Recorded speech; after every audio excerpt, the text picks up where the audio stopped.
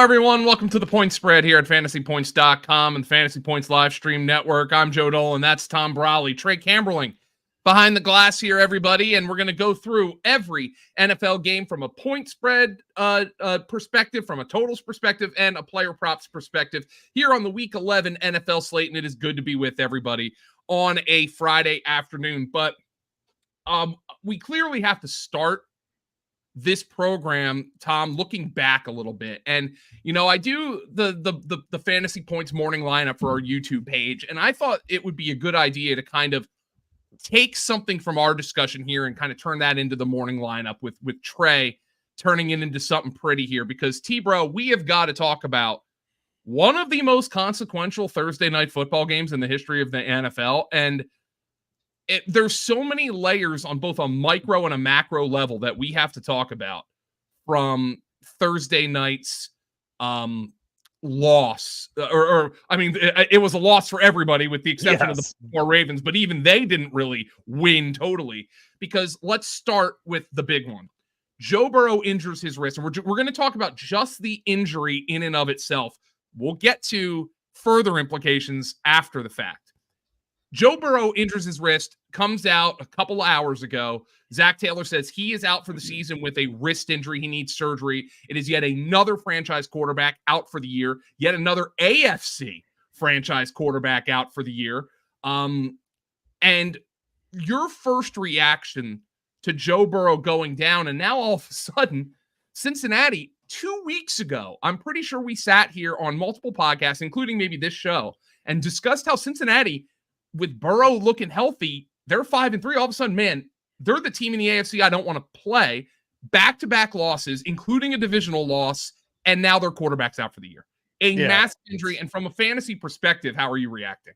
Oh, it's just a total gut punch. That game was just terrible on multiple fronts. And even just losing Mark Andrews early in that game, one of the few tight ends that have been fantasy relevant the last couple of years, and we haven't had many guys really step up this season. So that was a gut punch. And then the Burrow injury, you kind of knew immediately that it was a little more than a sprain. I mean, he went to pump fake a pass and he couldn't even make the throw. So it's just this is just the year of no good quarterbacks, very few good quarterbacks. We've had a CJ Stroud step up, but just very frustrating. And now we're going to lose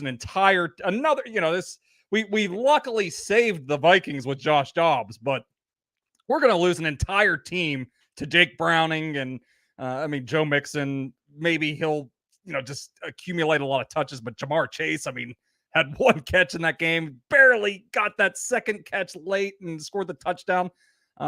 T. Higgins, he's going into free agency. Tyler Boyd, he's completely done. So just a complete gut punch coming out of that game. And the Bengals are done. I don't see them hanging around in the playoff picture anymore. They already had 5 losses in the AFC to begin with. So it's just a very frustrating game. And it's a tough one here to swallow on a Friday before Week 11. It's really bad, T-Bro. Now, obviously, you can't just drop Jamar Chase, right? No, he's still one of the best receivers in football. How are you treating him at this point? He's probably a low wide receiver 1 at absolute best. Obviously Browning threw him a touchdown. I'm not going to judge Jake Browning off of what I saw in that game. He had to come in the second half cold. It's really, look, T. Higgins, Tyler Boyd. Somebody in my mentions was like, should I trade Jamar Chase? I was like, what are you getting for him? That's the thing. Who's going to trade for him right now? And if you think you can get a decent starter for him, maybe you move on from him. But how are you treating him at this stage? Yeah, he's basically a wide receiver 2 for me, probably moving forward. I just don't see many ceiling performances coming from this offense. We're going to see what happens with the totals and point spreads in the future, but I can't imagine their implied team totals are going to be much more than 2 touchdowns a week. So he's not going to have much of a ceiling. He should get targets and, he might be able to collect 5 or 6 catches, but That's why we love Jamar Chase. That's why we drafted him second overall. We're, best touchdown scorer in the last couple of years at the wide receiver position. Got one of those with Browning, so yeah, he did. But, it was a 3-score game, and which they might be playing in some garbage time opportunities moving forward. But I don't feel good about this offense, and you have to wonder about T. Higgins. Like, this guy's had a very frustrating year. He's going to free agency. No reason to push it back. To get back here in the next couple of weeks, 100%. He's looking to get paid next winter. So this is just a bad scenario all around here for the Bengals. I mean, the Ravens certainly made it out of this game better than the Bengals did, but they didn't make it unscathed. It looks like Mark Andrews is going to miss the rest of the season with what looks like a high ankle injury plus a fracture. Unfortunately, that was probably the worst case scenario on his injury. And Tom, they now lose their best receiver. And obviously they did a good job this offseason. I don't think anybody would say they're a great receiving core, but Zay Flowers, Odell Beckham, Rashad Bateman, certainly an improved group, and it has some versatility to it. My question to you is Isaiah Likely. He was considered last year like one of the true tight end handcuffs. And last year, he actually filled in really well for Mark Andrews when Andrews was out.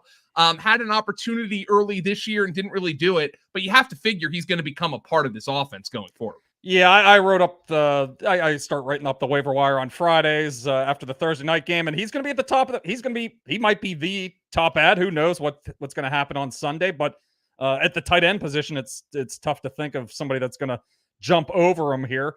As you said, he averaged 15.8 fantasy points per game in his 3 games where he played more than half the snaps last year.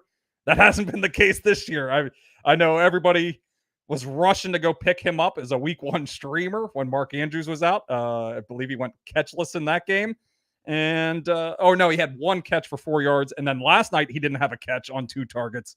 Last night was a little bit of a tougher situation coming in basically for the last 3 quarters and filling in. But he wasn't on the same page. I remember the one scramble drill play with Lamar Jackson.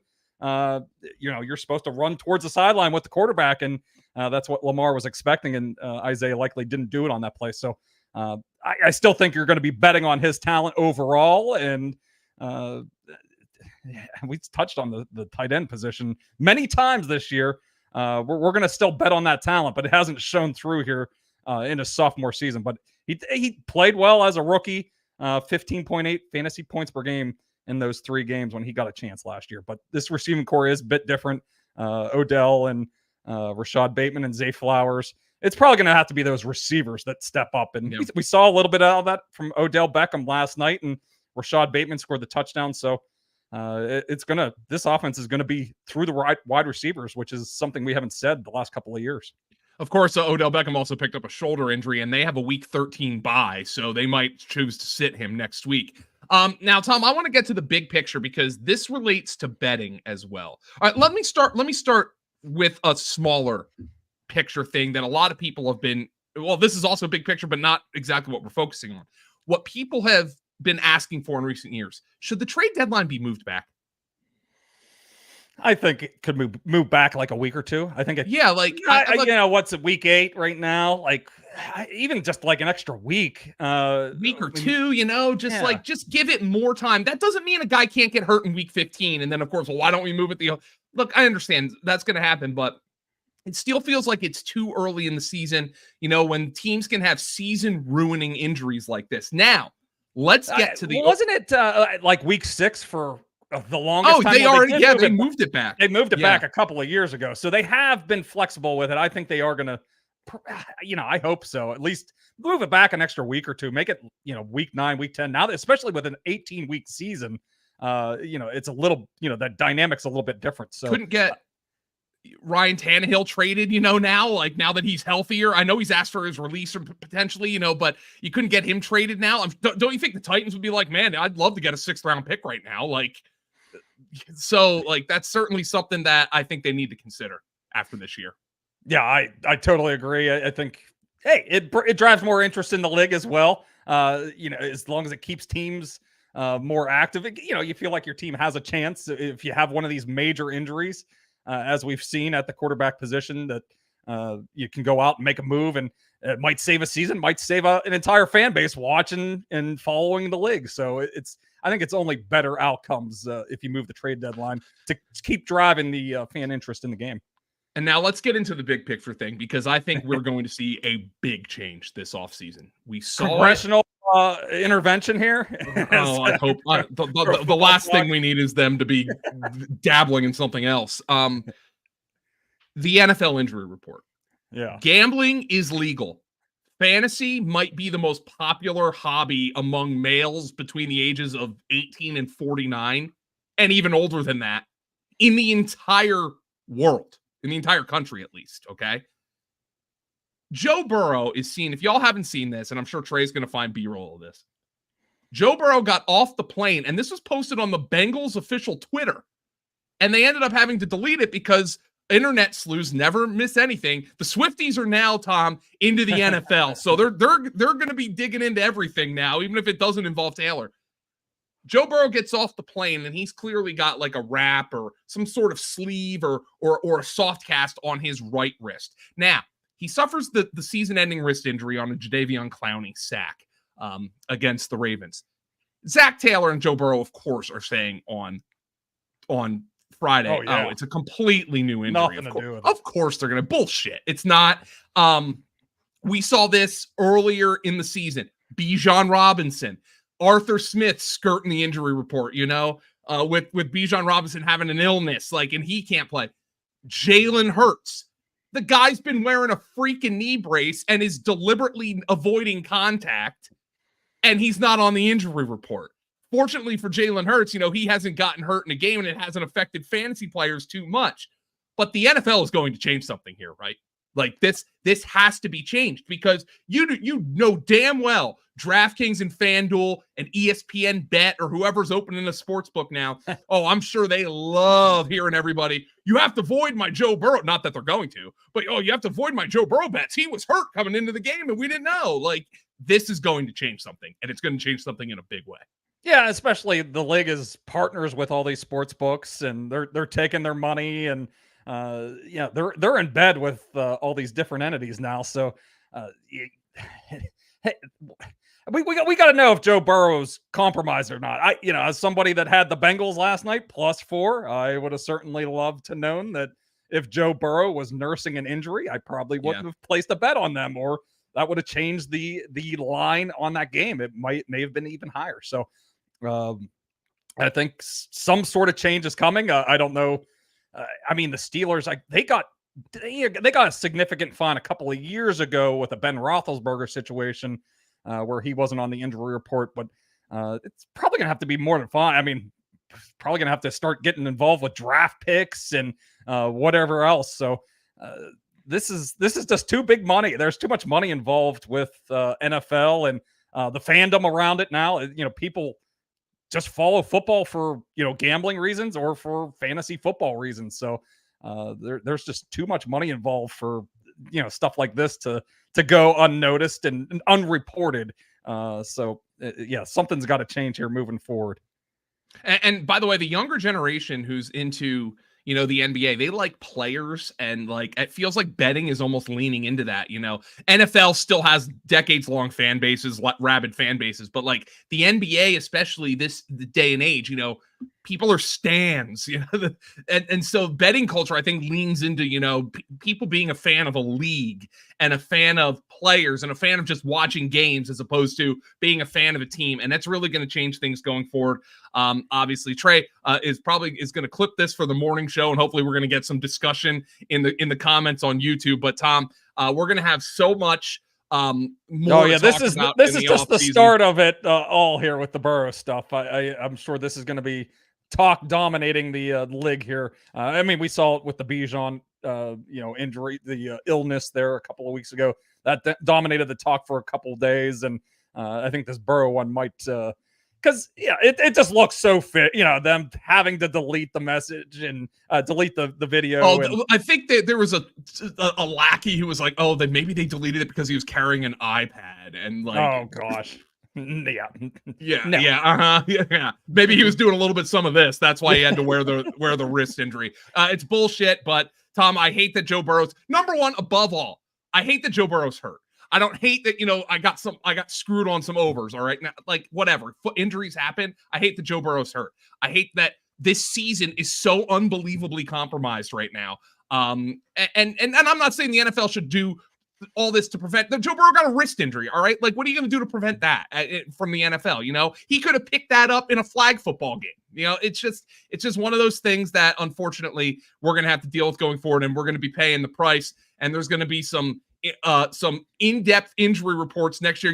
Damn well, T-Bro, there's going to be some in-depth injury reports that's going to make our jobs harder. But I understand that that's just what's going to happen. Maybe it won't. Maybe it'll make it easier. Like, the more information we have, I mean, the better that we're going to be at, like, projecting and, coming up with our, how we project players. So only more information it might add a little bit of work to our plates, but it should make our jobs a little bit easier if we have more information.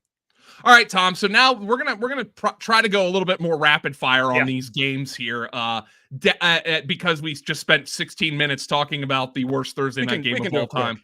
Let's go to Dallas and Carolina. Dallas is laying 10.5 on the road. 42 is the total. Carolina, yet again, with a bad offensive line. Dallas gets to feast on a brutal offense with the Carolina Panthers. Dallas 6-3 against the spread. 3-1 outright and ATS in their last 4 games. Dallas and Carolina. This is a one-way street for me, Tom. It's Dallas or bust.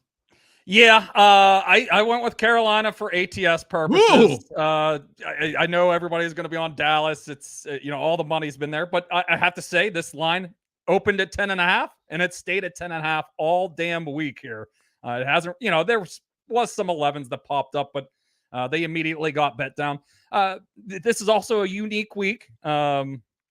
Cowboys play on Thursday night, not Thursday night, on Thanksgiving Day against Washington. So you have to wonder, we got a quick turnaround here. Don't necessarily need to keep all the starters in for all 4 quarters. And, Cowboys have blown out these, on the other hand, they have blown out a lot of these inferior opponents. We saw it again last week against the Giants. So the Panthers injury report, I will say, is finally starting to look a little bit better. They should get Brian Burns back. Just getting a little healthier overall. So I think that's why the Panthers line has kind of just stayed here at 10.5 all week. They will be down their top 2 corners, though, and Dallas has been leaning into the pass. So I wonder, Tom, if you're into any Dallas passing props, or if the fact that Dallas could call off the dogs a little bit is scaring you away from this. Yeah, I couldn't really find any, the CD Lamb props. They've ballooned up. I was seeing 83.5 yards earlier this afternoon. They've been more of a pass, run funnel defense anyway. I mean, we've been playing our fantasy running backs against Carolina's defense all season. So, maybe that's the way to look. Maybe you look at Rico Dowdle. Maybe he gets some carries late. I think his rushing yards prop was at 27.5, but maybe that's a little bit of a correlated thing. If you're doing a little same game parlay, if you take they take the Cowboys minus 10.5 and do a little Dowdle over. But yeah, nothing really stood out in this game in terms of props, but I'll make sure to look back on it this weekend. Carolina is 1-6-2 against the spread. They're already the worst team in football. Man, that is atrocious. They're not setting these lines high enough for the Panthers. Of course, I bet against them the one week that they covered. I had the Texans. They both had, the Texans. Of course, they go out and beat the Bengals and the Buccaneers the next 2 weeks, and impressive offensive performances. And they scored 13 points against the Carolina, or 15 points or whatever it was. So I was against the Carolina Panthers the 1 week when they did cover. Here comes another injury, Tom. Pittsburgh at Cleveland. Cleveland's laying 1 at home. 32.5, 33 the total. Oh God. But it's going to be DTR, Dorian Thompson-Robinson, starting for the Browns. He was a deer in headlights the last time he played, so much so that they went to PJ Walker. Now they're working out Flacco. The Steelers, Tom, cannot outgain a team. Let me make a prediction. The Steelers are going to outgain DTR and the Browns this week. I think they're going to do it. They're going to do it. It might be like 260 to 250, but I think they might do it. But the Steelers are getting a point and a half. You might be able to find that 1.5 somewhere, Tom, if you like Pittsburgh. What's your lean here on the side and the total for Pittsburgh at Cleveland with Kenny Pickett against DTR. Yeah, I'm leaning towards the Steelers here. I actually was fortunate enough to grab a 3.5 when the news broke on Wednesday morning that Watson would be out. So I grabbed a 3.5 and I grabbed a little money line with the Steelers. I didn't want to give that out because, yeah, it was going to be gone. But I mean, this is a bit of an indictment on Kenny Pickett and on Deshaun Watson. I think that this line, the Cleveland Browns are really only moved 2.5 points with DTR announced as the starter. So, Kenny Pickett is now the second best AFC North quarterback right now. But, I mean, the books are kind of telling us that, yeah, he's not that much better than Dorian Thompson-Robinson. And maybe Dorian Thompson-Robinson isn't that much of a downgrade from Deshaun Watson with such little line. I mean, it did cross a key number like 3, but so it's probably worth a little bit more than the 2 and 2.5 points that it moved. But not a significant move, not as significant as you might have thought when the news first broke. I thought it might get to a pick 'em or Steelers, favored by a point. So it's kind of held strong here at 1.5. The bigger movement was on the total, as you said. It was 38.5, pretty low to begin with. So we've seen like a 5.5, 6 point line move on the total here with the DTR because I think it's going to be a pretty tight knit. It's going to be a very tight game here. It's a lot of running here probably coming on Sunday with both of these teams. Therefore, with the rushing, did you hit any of the props? The Steelers, Tom, have been running the ball like crazy, and both of their backs are lined at Najee's at 40, 41.5, Warren 38.5. Pretty low numbers for a team that has run the ball very well, and it's a tight spread and a tight total game. You figure they should be able to run the football or at least have opportunities to run it in this game with the game likely not getting out of hand. I did go Dorian Thompson-Robinson over his rushing total, 18.5 yards. He played one game. That was the game where, they didn't really game plan for him. It was the, Watson kind of a late scratch that in week 4, ran 4 times for 24 yards.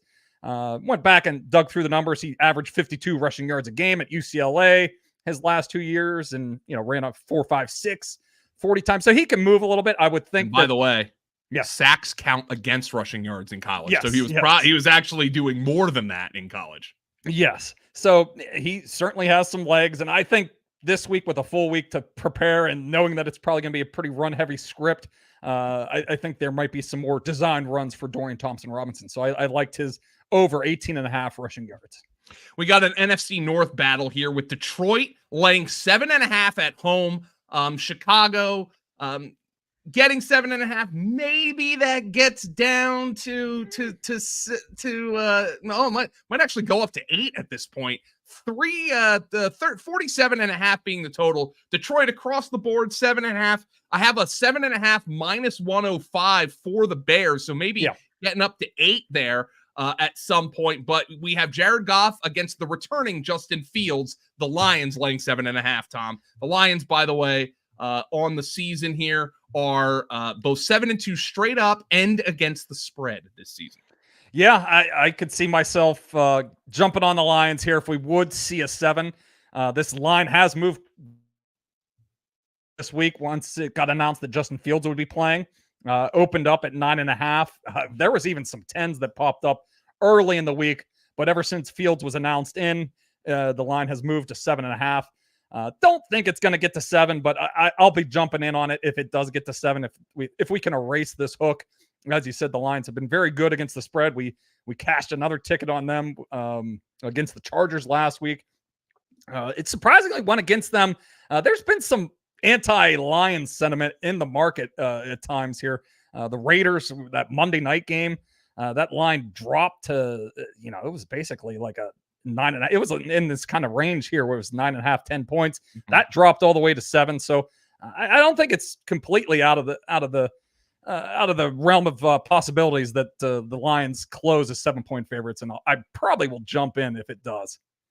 Does Justin Fields' return affect anything in the props for you, Tom? I know maybe DJ Moore getting a few more downfield targets could help. I know you're not necessarily in the business of betting DJ Moore like longest reception, but maybe that's something to look at after he was more of a kind of short target type of guy with Tyson Bagent at quarterback. Yeah, his ADOT was definitely a little bit higher with Fields in the lineup, and his receiving yards prop has basically bumped up here by 8 to 10 yards.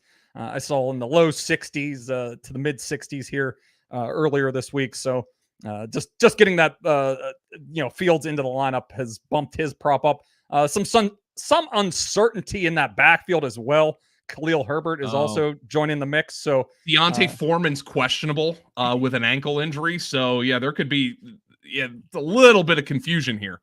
Yeah, nothing really stood out at first glance here this afternoon. Nothing that I'm going to probably be betting just yet. But I know Brett was talking on the matchup pod. He kind of likes Josh Reynolds in his matchup. That number keeps coming down a little bit. It's like 30.5, 31.5 receiving yards. Something I might jump in on. He was pretty adamant that he thinks he could be a factor in this game. I think they run a lot of single high safety, and he thinks that he could be a factor in this game. But yeah, nothing really popped out on first glance here.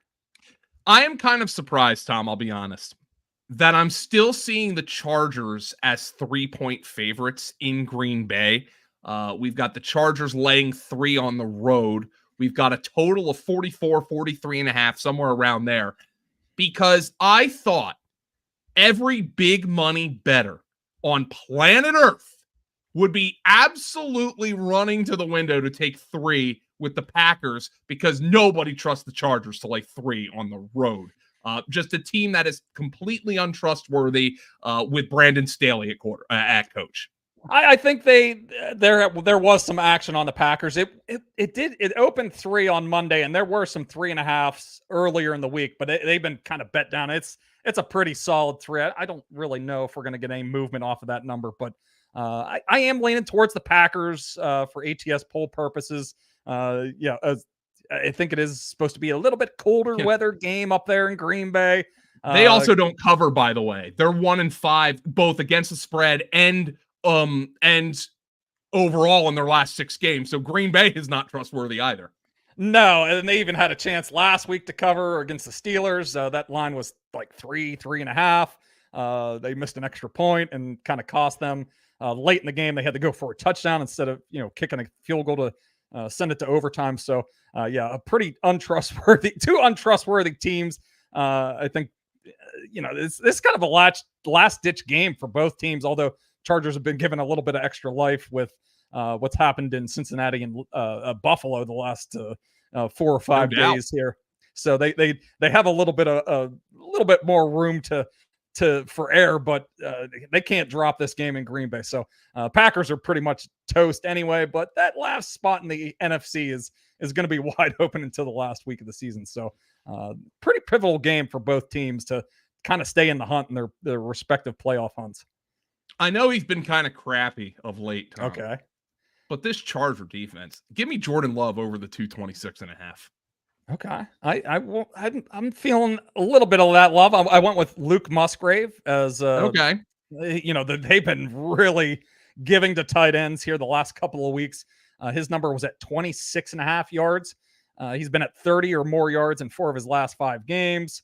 Looking at it, Chargers are allowing 8.2 yards per target to the tight end position and the second most receiving yards to the position at 68.3. So teams have been attacking them through the tight ends here recently. Musgrave is kind of a big play guy anyway. So we have him projected for 44 yards. That might be a little excessive, but I still thought this line should be probably in that 30-yard range, 30.5 yard range. So I thought there was a little bit of value on Musgrave over 26.5 receiving yards. Let's go to the next game on the slate here. That's Arizona at Houston. I know they're playing Arizona, but could you have imagined telling yourself at any point in August that Houston would be a 6-point favorite against anybody? No. 6, 5.5, a little 5.5 out there. And how about this? Not only tell somebody, hey, Houston's going to be favored by 6 in a game, and the total is going to be 48.5 in a Houston Texans game. How about this one on the how about this one on the DFS slate? I'm sure the boys are going to talk about this on Cashing Points, but a 48.5 Cardinal Texan game in the year of our Lord 2023. This is like Carson Palmer against Matt Shaw back in the day, you know? Like, hello. It could be a fun one. There's not many. This is one of the better quarterback matchups. I thought Kyler didn't show a whole lot of rust in his first start back, and most importantly, he was moving around the pocket and extending plays, and I thought he looked all the way back. So I thought that was a pretty positive first performance. Didn't even really get Hollywood Brown going in that game. So I actually added this right before we jumped on the air here. I added the Cardinals to my best bets at +6. This line opened up at 5.5. It was bet down to like 4.5 in some places earlier this week. It's moved back up to 6.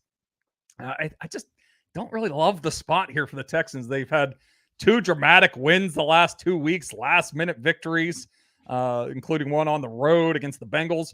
They got the Jaguars next week, which is probably going to determine who wins the AFC South. So this just feels like a bad spot here for the Texans, and they've been favored 3 times already this season, and they're 0-3 in those spots.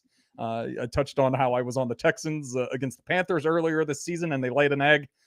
So they've come up small in these spots where they've been favored. So I don't necessarily think the Cardinals are going to win, but I think getting +6 here, I think they can keep it close. And with Kyler back at quarterback, I think they're live if they're down 10 points or whatever the scenario is late in the game, that they could get it back to within 1 score and cover a spread here. So I kind of like getting the Cardinals +6 here in a little bit of a tough spot here for Houston. Am I looking at this right? Devin Singletary's rushing prop is 78.5. I didn't see those props earlier today because of the Pierce stuff, because he came back in practice today. So I'm 78.5. Did they roll out Pierce? He practiced today, I thought. I know he went for one, but even still, I know he went for 150 last week. This team hasn't been able to run the ball all season.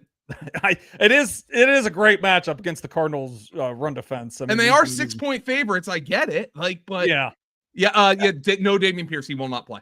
Okay, they did roll him out. Okay, well, that makes some sense that it's 70. Tom, that's one of the highest rushing lines I've seen all year. They were impressed by Devin Singletary last week, apparently. So I would not be betting it over there. Hell no. But playing for fantasy. Yeah. Jeez. That's a Derrick Henry line. One prop I did take was Dalton Schultz under his receptions. It was 4.5. A little scared that Noah Brown with him out of the lineup now, but he's not playing. He's only gone over this mark twice so far this year, and the Cardinals have been really stingy to opposing tight ends. They're giving up the second fewest catches per game to the position at 3.7. No tight ends have reached 5+ catches against them since week 2. So I am a little worried. As you said, the total is high. There is some shootout possibility here, but I thought this line was a touch high for Dalton Schultz, so I look towards his under 4.5 receptions. Yeah. By the way, I just want to go back to the spread, and I think this obviously is going to change with Kyler Murray because I think the Cardinals will start getting more respect in the markets. The Cardinals are like one of the only teams, Tom, that has a wild discrepancy this year between their actual record and their ATS record. I've kind of noticed this when going through the results every week, how often the basically the straight up winner also covers.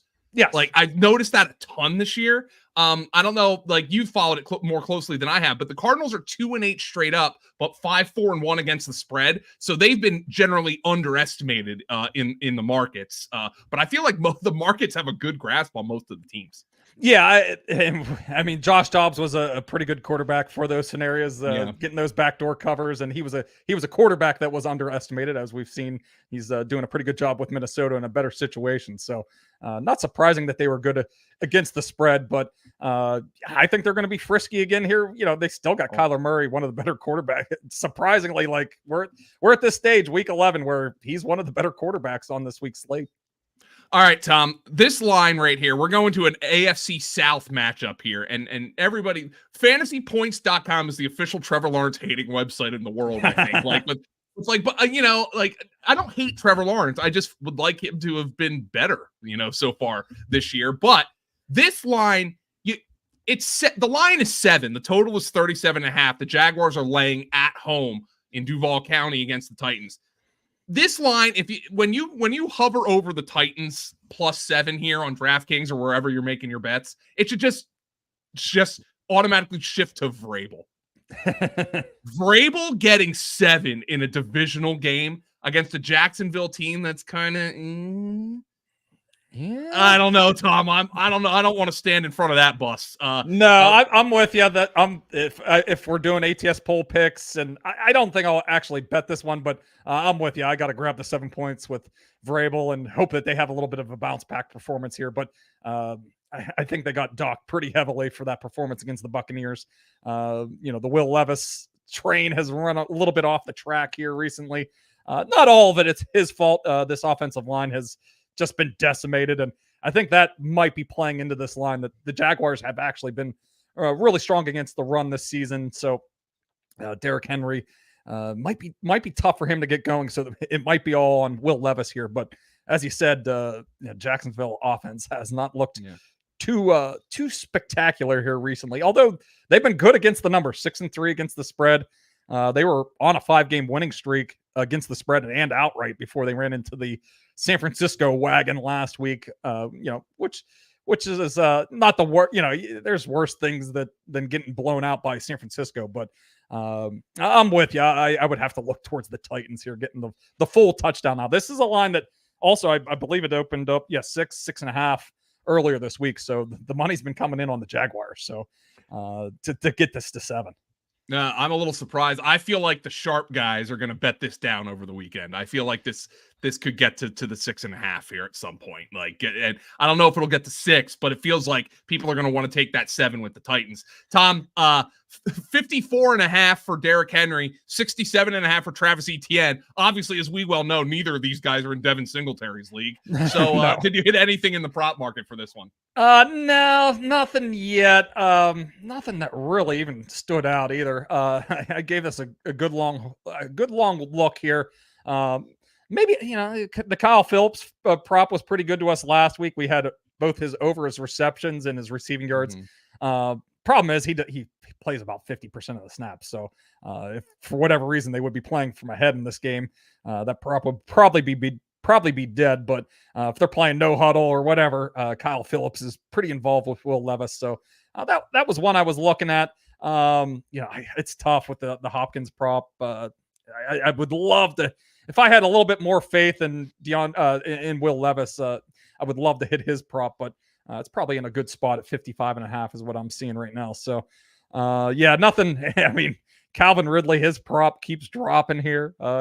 He's just progressively let everybody down, so his number just keeps dropping here. You want my stat from the mismatch report this week, Tom, on Calvin Ridley?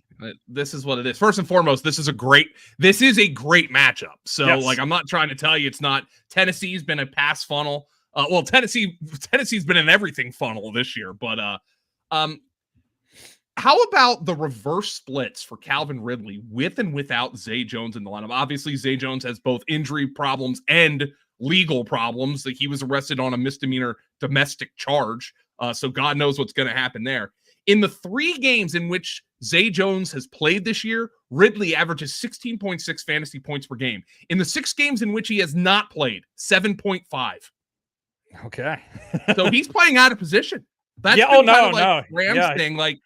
He needs to be playing that Z spot. I don't know why they keep playing him at the X and get him more free releases off the line of scrimmage. So Zay, I see he's listed as questionable. No decision has been made on his availability for Sunday. So maybe it might be something to watch there. If he plays, maybe that actually your first instinct would be, that's going to take targets away from Calvin Ridley, but maybe that actually would help him. So it helps him get more open, use that skill a little bit more to in the run game, on the perimeter, just have a more free release. So that's an interesting one. Tom, Miami, We know what Miami's been this year. Miami's been the 5th grader beating up on 4th graders, and whenever the 6th graders get involved, they go home and run to mommy. Miami laying 12.5 though to the Raiders. The markets think they're taking on a 4th grader this week. 46.5 being the total. The Raiders travel east to take on the Dolphins, Tom. Yeah, this is one we, hopefully you tailed me on Monday. We got this at 9.5. I was like, I had to take 3 looks at it. I'm like, is this the right line? How wasn't this at 13.5? So we were able to get down at 9.5 on the Dolphins. Quite a bit of line movement over the course of this week. But I mean, it's lining up as a great spot for the Dolphins. Coming off the bye. Getting rested up. Devon Achane is back in the lineup. It's looking like this weekend. The Raiders have been awful on the road. They've dropped 4 straight games on the road and against the spread since winning in Denver. So I have the numbers here. Miami's 4-0 at home and against the spread at home with an average margin victory of 25 points. Of course, that 50-point victory helps out a lot against the Broncos. And they have an average cover margin of 14.9 points. So, if that holds, they're going to win by 28 points based on this. And the Raiders have been average margin of defeat on the road has been 16 points with an average cover margin of negative 10 points. So there's a lot of converging trends here that suggest that this line has moved into the right spot here as basically 2 touchdown underdogs here for the Raiders. Did you hit anything in the prop market here, Tom? I did. We're going into the Michael Mayer. We're going 17.5. Yeah, we're digging deep here. Over 17.5 receiving yards. Miami has, their 2 Xavier Howard and Jalen Ramsey back here. So feeling like, some targets might have to be funneled towards the tight end position or maybe even running back position. And they've been, giving up production to tight ends all season. So I'm thinking, and we might have, as we've noted here, it's a big spread. So there might be some garbage time opportunities, there's little check downs late in the game here. So, we have him projected for 23 receiving yards and, he's been at 19 yards in 4 of his last 6 games. So nothing spectacular here, but, Mayer's been on the field here quite a bit here, since he had his little breakout a month or 2 ago. So maybe this is a spot, he scored the touchdown last week. So maybe some positive momentum can keep up here for Michael Mayer. So I thought that should be set closer to 21.5. So I thought there was a little bit of wiggle room for a prop that low. So over 17.5 receiving yards for Michael Mayer. I do not want to talk about this next game at all. So we'll just I'm gonna guess it's the Giants game. The Commanders are laying 8.5, 9.5, depending on where you're looking. I doubt this will get to 10, Tom, because it was at 10. It started the week at 10. Yeah. So there's been some support in the market for the Giants. Whoa! Yeah, I just think people look at the fact that the Commanders are laying 10. And you're like, I don't care who it's against. I'm taking the 10. But I don't know if I'm laying the 8. I don't know if I'm taking the 8.5, Tom. 37.5 the total. Giants at the Commanders. Did you bet this? No. Or are you a normal person? And but for ATS pool purposes, where would you lean? I did go with the Giants for ATS pool purposes. Yeah, just this is another one of these lines where I don't feel great about it, but I'll go with the contrarian side for pool purposes with the Giants. Although, as we've noted here, the money has been on the Giants this week. It has pushed this line down a little bit, but this was a meeting just a couple of weeks ago. Tyrod was in the lineup for that game. It was a 14-7 game. The Commanders probably shouldn't be. I think that's why there's been money on the Giants. That the market doesn't think the Commanders should be laying this kind of wood to anybody in the league. And Giants are my worst power rated team at this point. They're pretty universally the worst power rated team with DeVito at quarterback. But so that's why the line has come down here. But I would lean towards the Giants. But I have no interest in betting this game. Did he hit anything in the prop market? I mean, I can't possibly hit a Giants over, right? Like, how you can hit any over? I was looking. We hit a Daniel Bellinger over last week. Was maybe it's right around 14 and a half, 15 and a half yards again. I probably won't do it. I won't press my luck because that was a little bit of a backdoor cover last week in that Cowboys game. I did hit Terry McLaurin. I think you did feature him in your mismatch report. He just absolutely feasts on the Giants throughout his career. 57 and a half was the number I got it at. 63 yards in 4 of his last 5 games. 6 for 90 in this matchup in week 7. He has had 70 plus yards in all 8 games he's played against the Giants. So he loves going against this Giants team. So, and I mean, the Giants got absolutely eviscerated by the Dallas Cowboys passing game last week. So looking at Terry McLaurin over 57 and a half receiving yards. All right, let's move on. I think this is a really rough window here. We have 8 morning games and then just 3 late games. And then we've got a big spread in the first late game. Tampa Bay at San Francisco. San Francisco coming off a blowout of the Jaguars, laying 11 and a half, 12 and a half, Tom, depending on where you're looking. 41 and a half the total. If you like the 49ers, you can grab the 11 and a half. If you like Baker and the boys, you can grab the 12 and a half. Baker's got a little bit of a thumb injury. Apparently nothing to worry about. Well, that's what they say. Yeah. Nothing like Stafford's. But the 11 and a half, 12 and a half, 41 and a half the total, Tom. Which way are you betting here? I'm leaning towards the 49ers side after watching that performance last week when they got back to full strength with Trent Williams and Deebo Samuel back into the lineup. So I don't really have a great feel for this game, though. This line has stayed pretty much. It was 10 and a half at the beginning of the week. So there has been some action to the 49ers, but I'd lean towards that side, but not a real strong feel in this game. Did you hit anything in the prop market here with San Francisco or Tampa?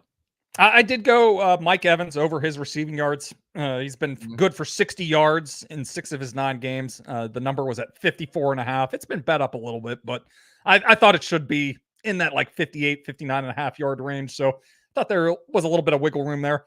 San Francisco has been allowing the 9th most receiving yards per game to wide receivers at 170.9.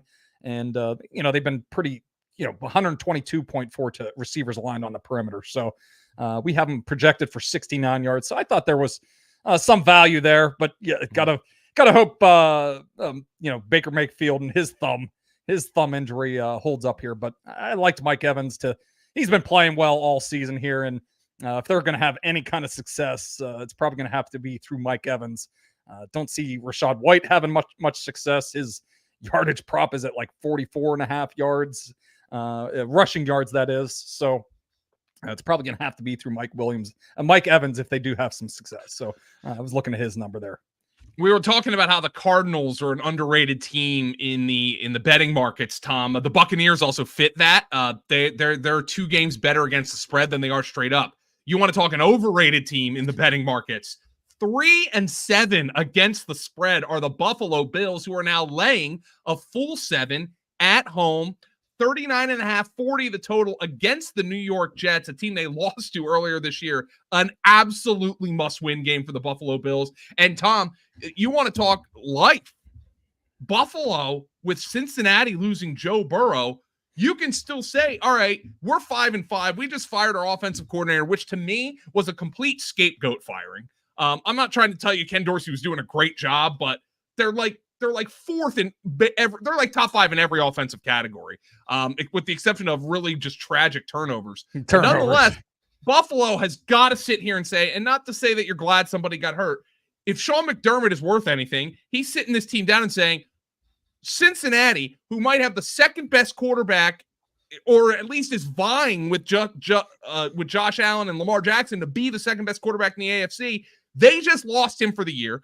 Lamar Jackson just lost his best weapon. Hey, boys, get your heads out of your asses and let's go to the Super Bowl. It would really help if they made a statement this week as 7-point favorites against the New York Jets. Yeah, they've really struggled against the Jets, though. Dating back to last year, they went back to the season opener as well.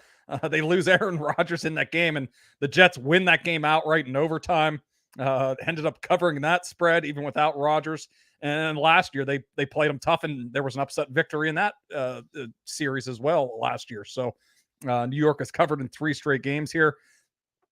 Tough week, a little bit shorter week to make this kind of move where you fire your offensive coordinator and bring somebody else in. So have to wonder there too. Is this machine going to be running? Is it going to be a well-oiled machine by Sunday with just 6 days to prepare with Joe Brady calling plays? So if you can't tell, I'm leaning towards the Jets side here, +7. I probably couldn't bet it though, because the Jets have had their own offensive struggles. They can't score touchdowns. But I lean towards the Jets here. They're kind of in. They have aspirations to make we keep getting this bullshit Aaron Rodgers talk that he's going to come back, but I don't think it's going to happen. But people in that locker room think it might happen. So they're at 4-5 right now. They can't afford another loss as well. So kind of a huge game in the AFC East here for both of these teams to kind of stay in contention for as long as possible. So I'd lean towards the Jets here for ATS poll purposes. I think this could be a close game as well, but we'll see. I mean, I've been fading the Buffalo Bills. They've been a team that I've been betting against for the last month here. We got an easy cover with the Broncos last week. I'd lean heavily towards the Jets here. Let's talk about the prop market, Tom. Did you hit anything? Do you have any really idea on the prop market how Joe Brady's going to call this offense? Because that's the big elephant in the room. I'm not really sure how he's going to call this offense. I would think that McDermott is going to have a hand in things. I think that maybe it makes it lean more towards the run here moving forward. But no great feel on Joe Brady has a pretty limited play calling experience. He had played he had the first half of the season with the Panthers and before he got fired. Was out at LSU with Joe Burrow and Jamar Chase and Justin Jefferson. So not a whole lot to go off of there. Prop wise, nothing really stood out in this one. Even like I did have Josh. I forgot about this. I gave it out early in the week. And this number has fallen by 13, 14 yards, depending on where you look. I got Josh Allen under 254.5 passing yards. I still kind of like it at this like 241 or 240, wherever I saw it earlier today. We have him projected for 215 yards. He's actually 239 or fewer yards in this matchup in 4 straight games. With the uncertainty at the offensive coordinator position here, I kind of like this under. The Jets have allowed 255 or fewer yards in 8 of 9 games, giving up the second fewest passing yards per game as well at 185. So we bet Aiden O'Connell under his passing yards last week, which was a winner going against the Jets. So we're going to go back to that well and bet Josh Allen under his passing yards. Let's move on to the next game, Tom, on the slate. That will be the Seattle Seahawks and the Los Angeles Rams. Matthew Stafford is not on the injury report. All right. Excuse me. He doesn't have a designation. The Rams are getting one at home. It's essentially a pick 'em. 46.5 the total. Seattle and the Rams. Tom, I think I'm seeing a split line here. I'm seeing split favorites here. So essentially a pick 'em here. +1. It looks like if you like the Seahawks, you can get the 1. If you like the Rams, you can get the 1. So essentially a pick 'em. Yeah, this line opened at +2.5. And once the news came out that Stafford would play, I think that was kind of the assumption, but just want to get that confirmation. So it has moved down to +1, as you said. Seattle has been a bad ATS team here. They have a 6-3 record, but last 5 games, they haven't covered a spread. 0-4-1 in that span. In the Rams in this series, I mean, we remember back to that season opener. Rams surprised everybody with Puka going nuts in that game. They beat the Seahawks 30-13 as 4-point underdogs. And if we look at this series, I mean, Sean McVay has absolutely owned Pete Carroll here. 6 straight covers in this series. So I think that's where this money is coming from, that Sean McVay kind of has Pete Carroll's number here a little bit. So I think there are some concern, that if there's one weakness for Seattle, it's getting after the quarterback. And that's kind of the one thing where you can disrupt Matthew Stafford a little bit is with pressure. So I think there's a lot of like little factors, and he's been really good against zone coverage as well. Ranks 4th in completion percentage over expectation per our fantasy points data going against zone defenses. So a lot of data is backing up the Rams here catching a point. I just wish I would have grabbed it when it was at 2.5 earlier this week. Probably going to sit this one out, but I'm on the Rams side as well. I see why this line is moving in the Rams' favor here this week. And, Seattle, I mean, they got to start covering some numbers here. They've been a very unimpressive 6-3 team. By the way, that also, like you said, 0-4-1 in their last 5 against the spread. So they're a team that's been overrated by the betting markets. Did you hit anything in the prop market, Tom? I know Puka Nacua and Cooper Kupp owners are glad to have Matthew Stafford back. Yeah, and it's reflected in these lines. Cooper Kupp's at 80.5 yards. Puka's at 65.5 for their receiving yards. Nothing really stood out in this one. I gave it a good hard look. Nothing that really popped out here. If anything, I'd maybe look towards the unders on those.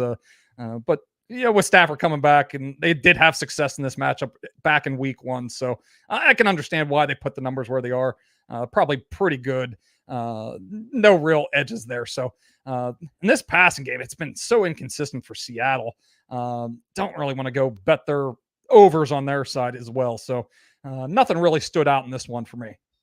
All right, T-Bro. Josh Dobbs, no respect. Russell Wilson, Russ is at home. Laying 2.5 at home on Sunday Night Football. All of a sudden, Tom, this game, which looked like dog dirt 3 weeks ago, is intriguing because both of these teams are 100% in the thick of the playoff race, and this is a fascinating game. Yeah, it's 2.5, 42.5. I'm seeing 42 out there as well. Yeah, and it opened the week at 1.5. After Denver pulled off that victory, it has moved up a little bit. Now that the Broncos have a little bit more life. And these are two teams that have been, we kind of touched on the Rams and the Seahawks. They're been bad against the spread here recently. Both the Broncos and the Vikings have been covering spreads here. Broncos have won 3 straight outright and against the spread. And Minnesota's been a 5-game outright winning streak and ATS winning streak. So, I think the feeling is that Minnesota and Josh Dobbs in Minnesota, the Magic's going to run out one of these weeks. So I think that's why this line has been sitting 2.5. I don't see it getting to 3 though. I mean, I might feel compelled to jump in and back the Vikings here, especially if we get word that Justin Jefferson's definitely going to play. I think they have until tomorrow at 4 to make the final decision on if they're bringing him off the IR or not. He's certainly a player, a non-quarterback that can move some lines here. So I would not be surprised. Maybe if you want to back the Vikings here and you feel like that Jefferson might be back, maybe this line does move down. I don't think it's going to get to 1 or anything like that, but I could see Jefferson being in the lineup could move this spread by a 0.5 point or maybe a point. And because of that, Tom, we're not seeing really any Minnesota Vikings props in this. We don't have rushing because of Alexander Mattison. We don't have receiving props because of Justin Jefferson. If you like anything in Minnesota or want to see anything from Minnesota, you're going to have to wait.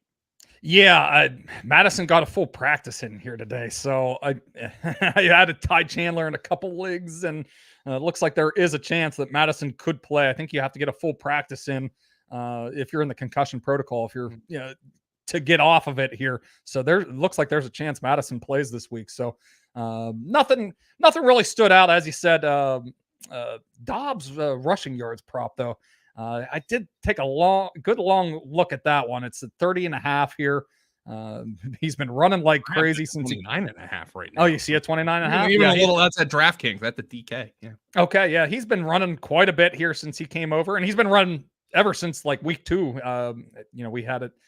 He's averaging up over 40 rushing yards per game. So maybe that's an angle to look at. I did take a good long look at that one, but maybe we want to see exactly how that injury list plays out here for the Vikings with Madison and Jefferson. Maybe that changes just how much Dobbs might run in this game as well. Philadelphia goes to Kansas City and Arrowhead Stadium in the Kelsey Bowl, the Swift Bowl. whatever you want to call it. It's a rematch of the Super Bowl.